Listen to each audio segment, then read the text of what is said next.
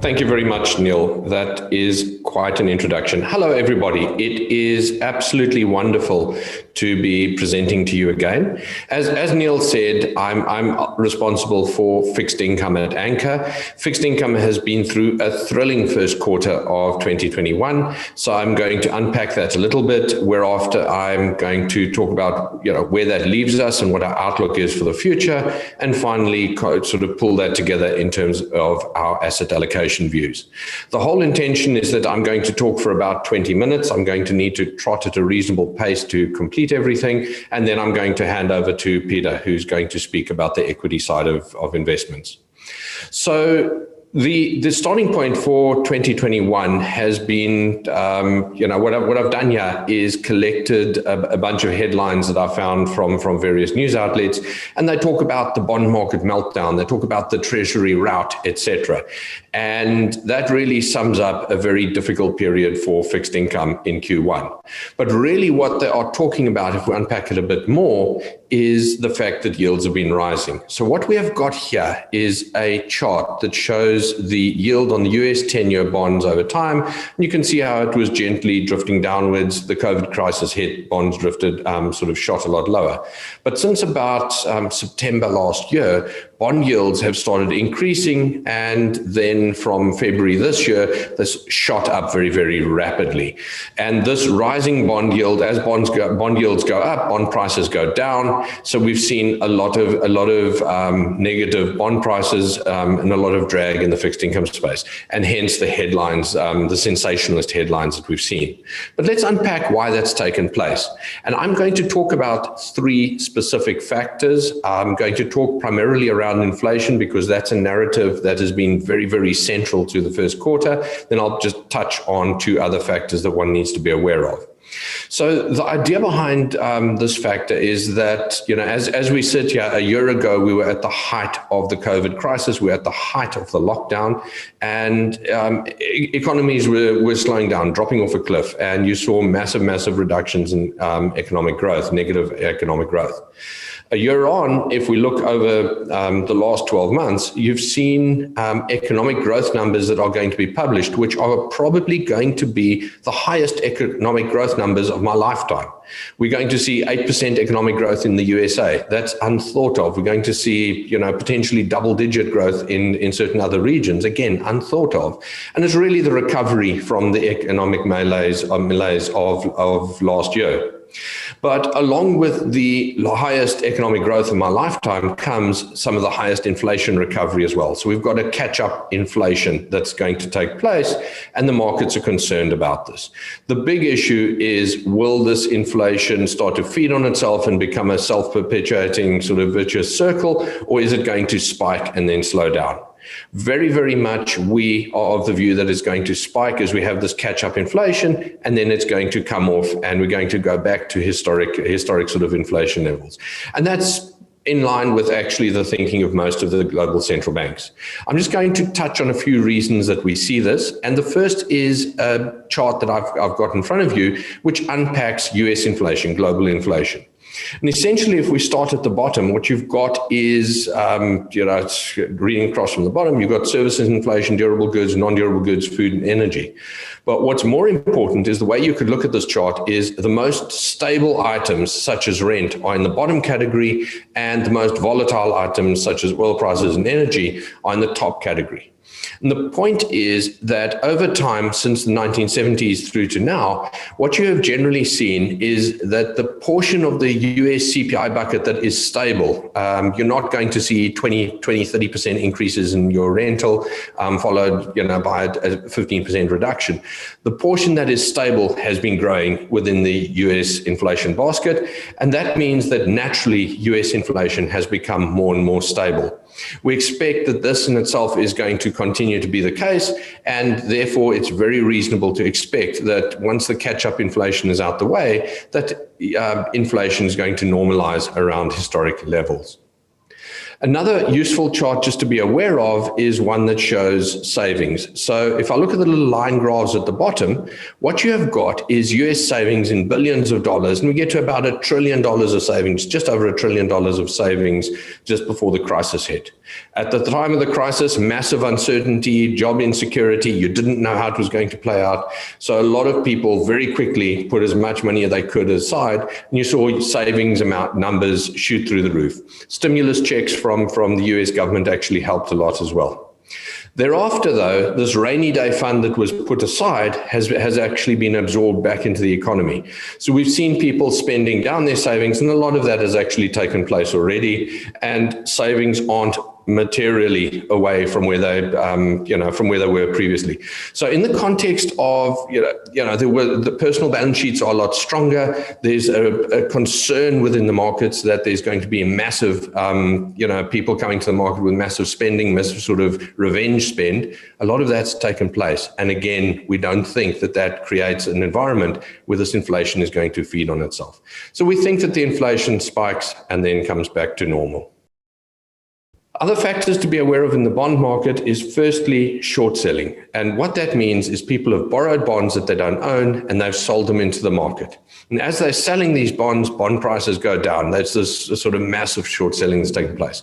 The short selling in the first quarter of this year has been the most extreme almost in history, with over $100 billion of bonds being short sold per month. In fact, in many cases more. And it got to the extent at one stage late in March where you actually couldn't borrow any more bonds because there just wasn't supply.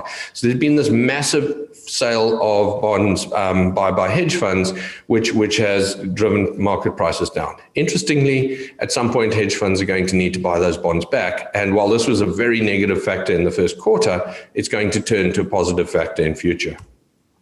Final factor just to be aware of is what impacted the bond market is government borrowing. So it's a very busy chart. And really what I want to talk about is just the big blue bars. And the big blue bars represent the amount of borrowings from OECD governments around the world. And it's been a very stable borrowing of about $10 trillion by all the OECD governments added together. What happened, though, in 2020 is that governments needed to fund fiscal support. They needed to fund, health measures, etc. And you saw government borrowing shoot through the roof. It's almost 60% higher than it was, and that continues. This year, we've been speaking about Biden's $1.9 trillion stimulus package. That's got to be funded. Governments are borrowing the money. To borrow the money, they're selling bonds. So not only are the short sellers selling bonds, but there's been a massive government selling of bonds as well. That incrementally, that additional new sort of borrowing requirements is now slowing down dramatically. And again, this is a factor that was quite negative for the bond market, which is turning positive. So the bond market as such has had sort of three core aspects of it that have all converged to be a very, very negative first quarter and the bond market meltdown.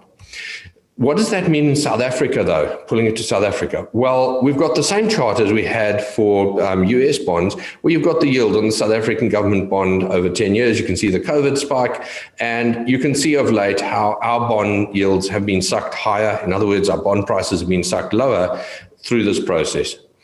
It is very important to note, though, that our bonds have been sucked lower to a far, far smaller extent than the developed market, than the US bonds. So we have felt some sympathy pains, if you want, but it has not been to the same extent as the US bonds. And actually, we've been quite defensive in global sort of considerations. But it's going to be okay. We've been through a bond market meltdown. We've been through, a bond market ROUT, as they call it. I prepared this presentation on the 22nd of April, and when I was putting it together, I quickly took the year-to-date numbers of a bunch of Anger's bond funds over the short period, over the period of the bond market meltdown. And the point is that on a year-to-date basis, all of the funds that I mentioned actually were positive. So yes, it has been a challenging environment. It's been like driving with your handbrake up. But at the end of the day, bonds have actually still generated positive returns. And that's the nature of bonds is, in a difficult environment, your capital is reasonably assured. So they are a defensive asset class. And it's that nature of defensiveness that's come through. But where does that leave us today in terms of South African asset classes? And let's start by looking at the rand. And our view is that the rand is fair. Anchor applies a purchasing power parity model, a PPP model, to looking at the rand. And broadly speaking, what that says is that over longer periods of time, the rand should depreciate against the dollar by approximately the inflation differential between the two countries, between South Africa and the USA. When we graph that, we like to look at a range for the rand rather than a spot point. So you've got that thick blue band that sort of gradually drifts upwards on the chart, and that represents Anchor's view of where the fair value of the rand is on our PPP model. The jagged blue line then becomes where the rand actually traded. And you can see how at the COVID crisis, the rand set new record weakness levels. And since then, it's come storming back, and it actually finds itself pretty close to the midpoint of our fair range. So from that perspective, we think that the rand is fair. We think that this is a decent time if you want to externalize money from South Africa and invest abroad. But we don't think that you necessarily want to look towards the rand weakness or a big blowout in the rand for future returns. And rather, if you're externalizing money, you should be doing it for reasons of either accessing investments that aren't available in South Africa, or for peace of mind, having a portion of your nest egg abroad. So the rand is fair, but South African bonds are cheap. And what we mean by that is that if you look at that blue line on top, that's the bond yield that I was graphing earlier on the South African 10-year bond. And you can see how the bond yield of late in April, towards April, starts pushing upwards as bonds have been weakening. In contrast, what we've got is a composite which represents actually the theoretical or fundamental value of the bonds, which comprises US interest rates plus an inflation differential between the two countries, plus the credit premium that South Africa would pay. If you look at that, where you come out is that the fundamental fair value of our bonds has been getting higher and higher. The yield has been getting lower, but at the same time, our bonds have been pushing weaker. So our bonds have moved in a different direction to where their fundamentals have. And right now, our bonds are some of the cheapest levels they've ever been. So we find bonds quite attractive.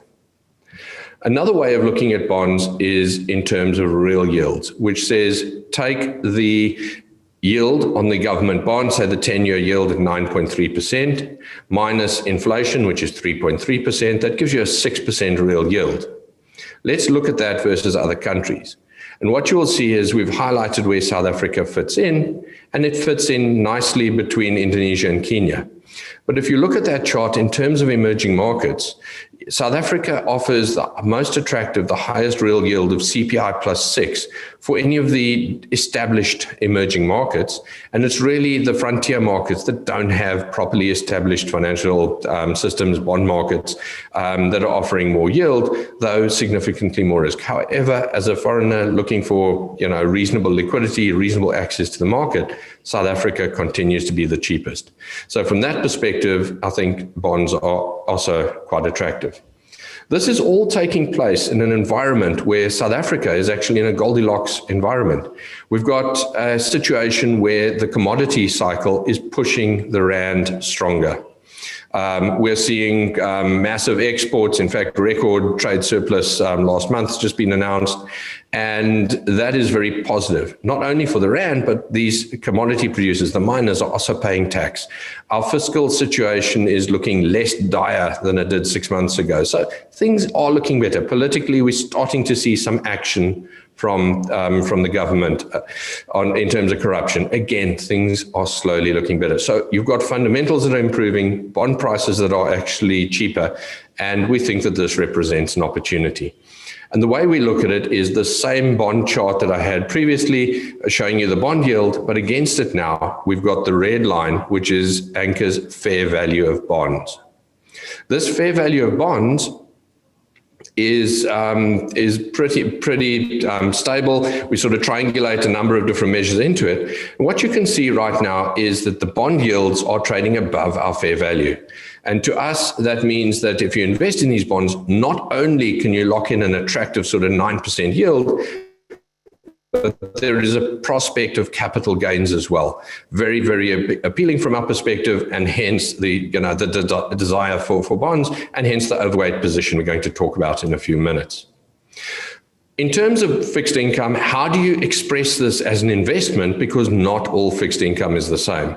And the way we look at it is it's a function of how much risk you want to take.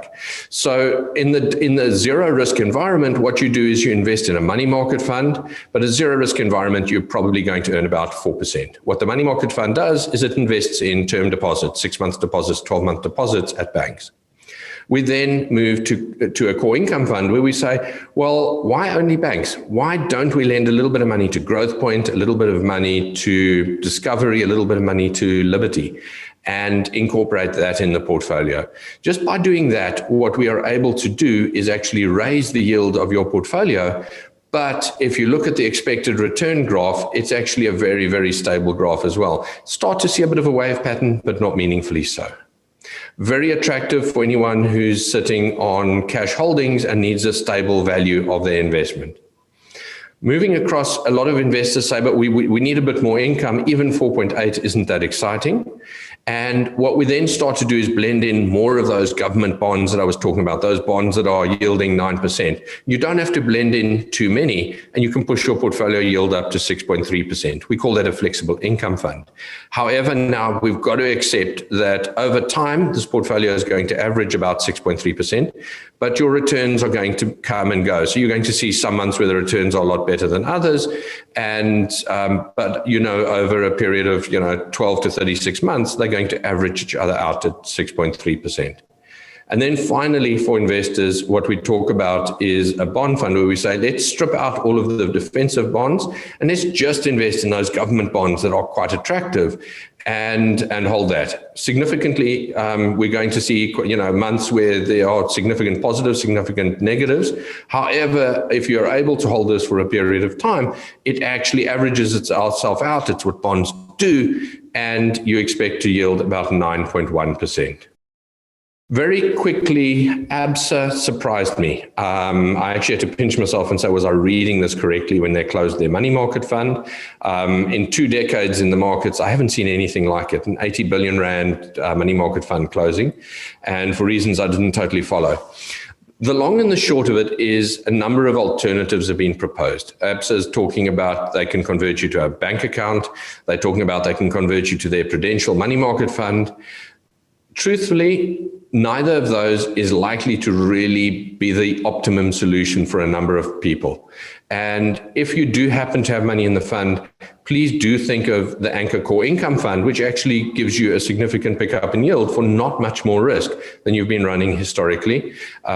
If that isn't appealing, please do reach out to financial advisors who can also give you advice on actually tailoring your fixed income investments. Pulling it all together, though, where do we come out in terms of asset allocation? I'm going to talk about bonds. Peter will talk about equities in a minute. But in terms of bonds, we're positive on bonds, and that's reflected in our asset allocation stance. We think that for a long-term investor, flexible income and core income is a little bit less exciting domestically, just because we think bonds are so attractive. So if you're a longer-term investor, we lean towards bonds. If you're a short-term investor, obviously the core income and the flexible income becomes far more pertinent to you.